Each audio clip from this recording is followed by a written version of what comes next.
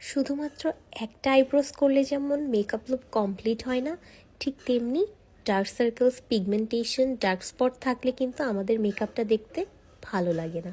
তাই আমার pigmentation hide করতে আজকে ট্রাই করব ভাইরাল বিউটি গ্লেজডের full coverage concealer. Facebook, Instagram, TikTok সব জায়গায় এইটা দেখতে দেখতে আমি জাস্ট পাগল প্রায়। অনেক দিন ধরেই ট্রাই করব করে ভাবছিলাম, এবার এটা ট্রাই করেই ফেললাম তোমাদের জন্য। আসলেই কি এটা কাজ করে? আসলেই কি এটা পুরো বাটারের মতো সব কিছু কভার করে দেয়?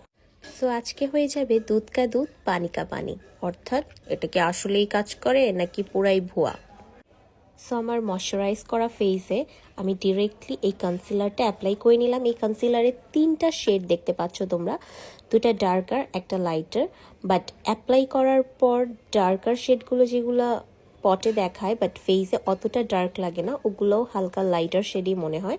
বাট মেইন ফ্যাক্ট হচ্ছে আমার কভার করে কিনা পিগমেন্টেশনগুলো সেটা। So let's see. আজকে ফুল বেসটা আমি কনসিলার দিয়ে করব। আই নো কনসিলার দিয়ে অল ওভার ফেসে লুক করাটা উচিত না, কারণ এতে মেকআপ কি হয়ে যেতে পারে।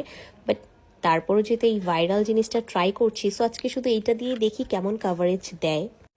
সো আমি ওই ভাইরাল যেই প্যাডটা আছে বা ছোট যেই ব্লেন্ডারটা আছে ওটা দিয়ে আমি ব্লেন্ড না করে আমি ভালো কাভারেজ পাওয়ার জন্য এবং সুন্দর মতো ব্লেন্ড করার জন্য কনসিলার ব্রাশই নিচ্ছি, যেটা দিয়ে আমি রেগুলারলি কনসিলার ব্লেন্ড করি।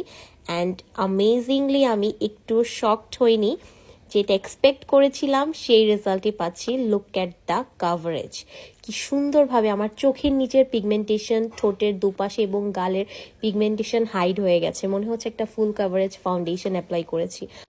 ট্রাস্ট মি, এটা সুপার ব্লেন্ডেবল, একদম বাটারের মতো খুব ইজিলি ব্লেন্ড করা যায়। দ্যাটস আমি অল ওভার ফেসে খুব ভালোভাবে স্মুথ ওয়েতে অ্যাপ্লাই করতে পেরেছি। সাধারণত অন্যান্য কনসিলারগুলো এতটা স্মুথ থাকে না, বাট এটা আসলেই ফাউন্ডেশনের মতো আমার কাছে মনে হচ্ছিল। বাট কাভারেজটা অনেক ভালো।